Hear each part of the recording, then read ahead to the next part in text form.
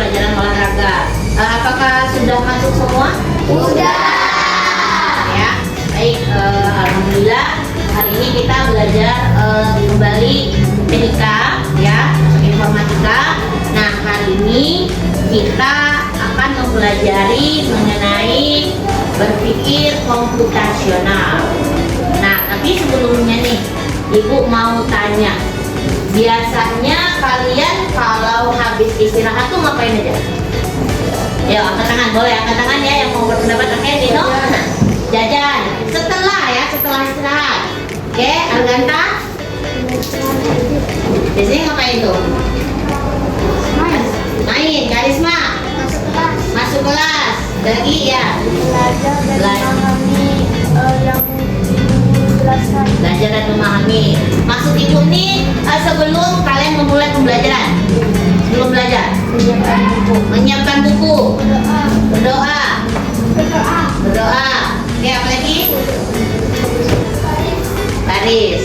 Nah, tujuan kita belajar hari ini ya, ada tujuan pembelajaran kita pada hari ini, yaitu setelah kita belajar, setelah kalian mempelajari materi yang akan Ibu sampaikan, Ibu berharap kalian nanti dapat menjelaskan pengertian dari berpikir komputasional secara sederhana.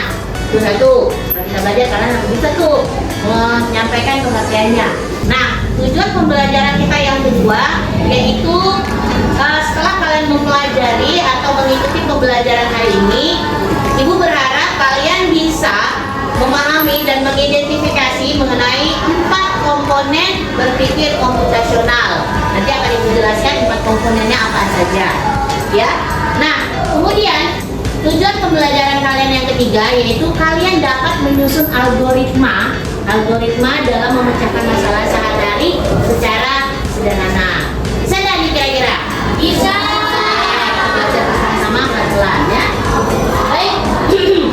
Nah, sekarang Ibu mau bahas satu masalah yang sering terjadi di kelas kita, yaitu kita sering terlambat dalam menyiapkan pembelajaran setelah istirahat. Sadar nggak? Sadar. Sering ya kita telat untuk memulai pembelajaran kan? Kalau kalian istirahat, Ibu sudah ada di kelas, biasanya kalian lambat dalam mempersiapkan diri. Kira-kira ada yang tahu nggak apa aja sih penyebabnya? Ya boleh angkat tangan ya. Makan bekalnya agak lama ya. Apalagi? Sibuk main. Apalagi?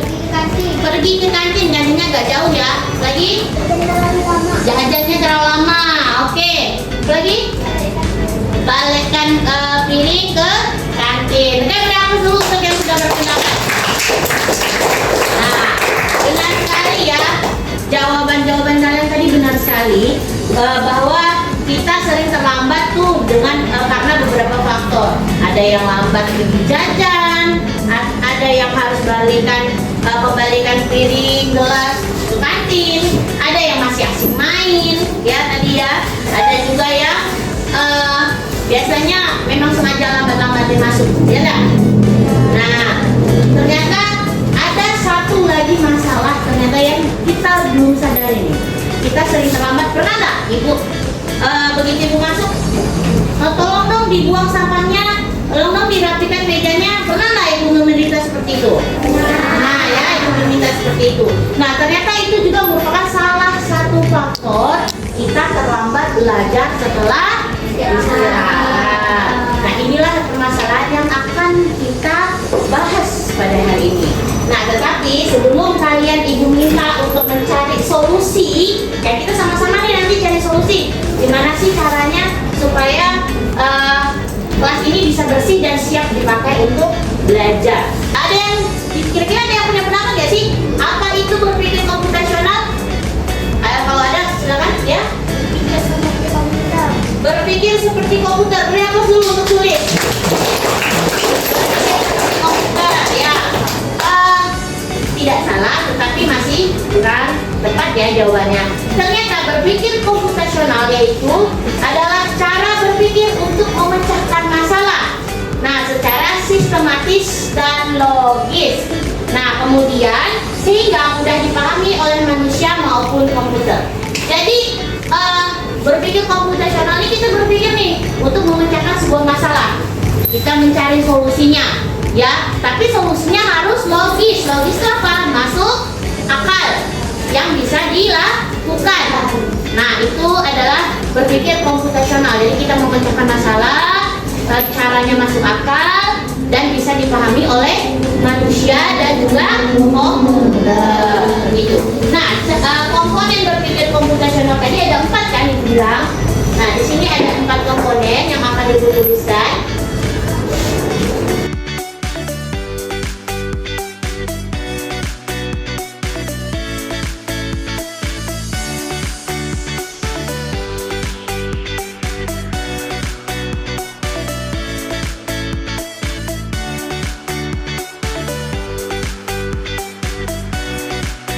Nah, 4 komponen dari berpikir komputasional ini, yang pertama adalah dekomposisi.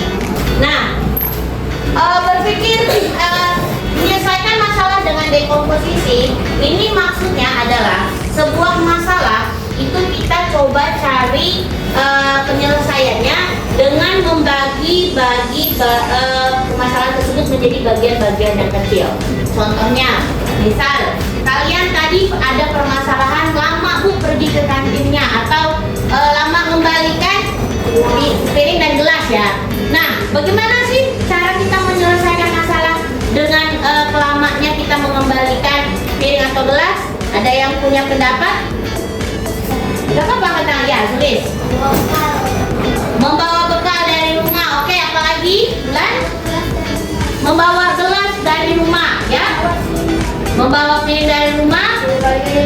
Mengembalikan lebih awal. Ada lagi? Makan di dekat kantin. Makannya di dekat kantin. Apalagi? Ada lagi?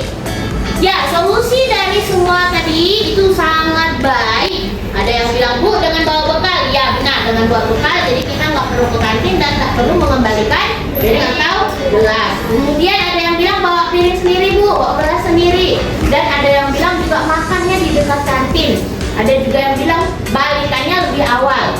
Nah, mungkin lebih tepatnya ke kantinnya lebih awal ya. Jadi biar makannya cepat selesai dan kembalikannya juga cepat. Oke, semuanya sudah bagus. Nah, berarti kalian sudah tahu nih bagaimana cara memecahkan masalah menggunakan dekomposisi. Kalian sudah memetakannya nih. Oh, berarti kalau kita nggak mau lambat mengembalikan piring, kita bawa bekal aja dari rumah. Terus atau kita belanjanya lebih awal dan juga kita makannya di sana aja. Terus yang keempat tadi ada yang bilang bawa piring atau gelas sendiri, jadi tidak perlu mengembalikan ke kantin sehingga waktu kalian tidak terbuang sia-sia. Baik, bagaimana dengan pengenalan pola? Nah, pengenalan pola ini adalah kita mengingat-ingat apa sih yang harus kita lakukan yang semuanya itu sama gitu. Jadi kalau misalnya mengembalikan piring atau gelas ke kantin, apa sih supaya cepat tuh apa yang pertama-tama harus kita lakukan? Yaitu apa tadi? Membawa barang ataupun bekal dari rumah. Itu adalah polanya tadi. Ada yang bilang bawa bekal dari rumah, ada yang bilang bawa piring dari rumah, ada yang bilang bawa gelas dari rumah. Jadi itu adalah bentuk pengenalan polanya. Nah, kemudian abstraksi. Abstraksi ini adalah kita mengabaikan apa yang nggak penting-penting. Ya, contoh, misalnya nih, kira-kira penting nggak sih kita memilih warna piring atau warna gelas? Ya. Jadi pada saat kalian makan ke kantin atau belanja ke kantin, kamu nggak perlu tuh milih. Oh, saya harus warna hijau nih piringnya. Oh, saya harus warna biru nih gelasnya misalnya ya. Itu adalah hal yang tidak penting sehingga harus diabaikan. Paham ya untuk abstraksi? Nah, kemudian algoritma. Nah, algoritma inilah yang akan kalian praktekkan nanti, yaitu di mana kalian menyusun langkah-langkah yang benar. Misalnya, tadi kita mengambil solusi yang makan di dekat kantin misalnya solusinya. Nah, gimana tuh langkah-langkahnya? Kalian susun. Pertama, kalian pergi ke kantin. Setelah kalian pergi kantin, kalian memesan makanan dan minumannya. Kemudian setelah diberikan makanan dan minumannya, kalian bayar dulu, benar, bayar dulu ke tukang kantin, jangan sampai nggak bayar.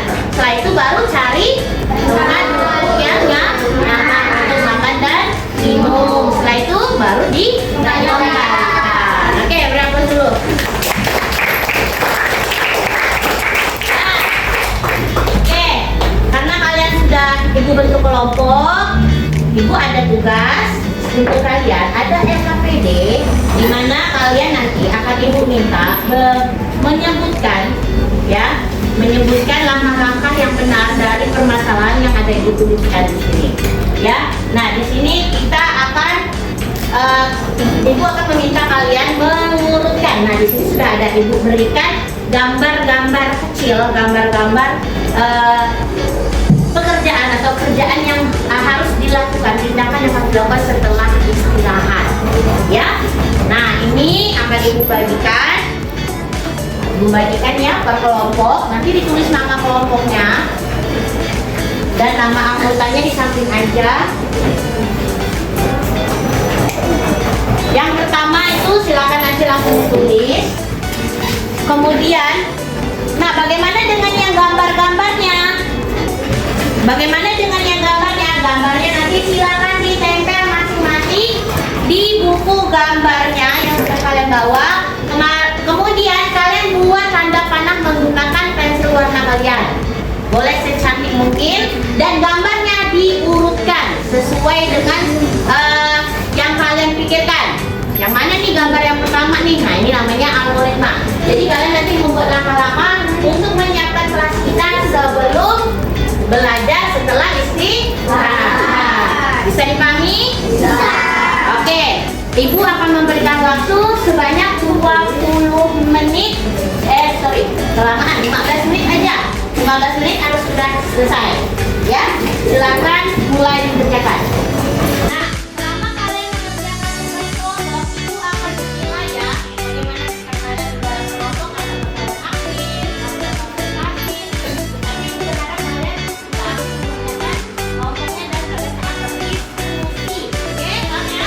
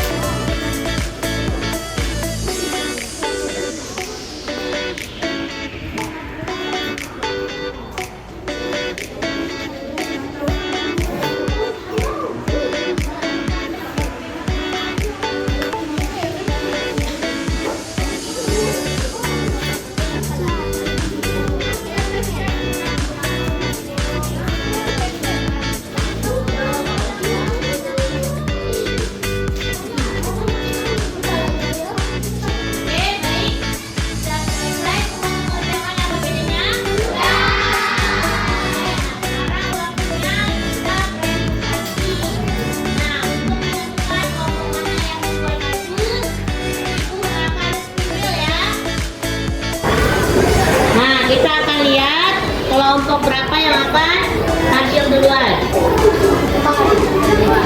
Oke, kelompok 2. Boleh berikan selamat untuk kelompok 2 dengan maju.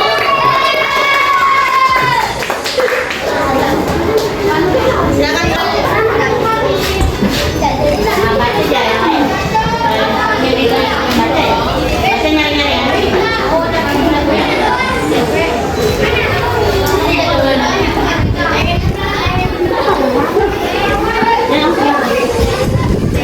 Assalamualaikum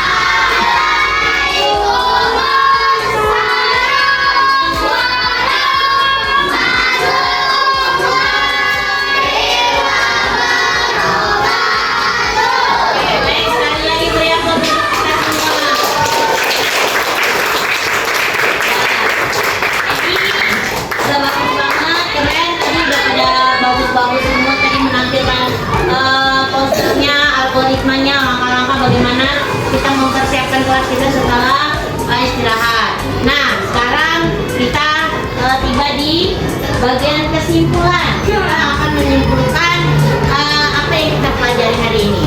Oke, siapa yang bisa menyebutkan 4 komponen dari berpikir komputasional? Yang pertama aja, yang pertama dulu. Oke, Tisha. Yang pertama, dekomposisi. Yang kedua, pengenalan pola. Oke, abstraksi. Algoritma. Oke, udah bagus. Nah, ingat ya, dekomposisi adalah masalah besar berkecil ya, dibagi menjadi masalah-masalah kecil atau solusi-solusi yang kecil. Kemudian pengenalan pola yaitu kesamaan setiap solusi ataupun permasalahan. Kemudian abstraksi.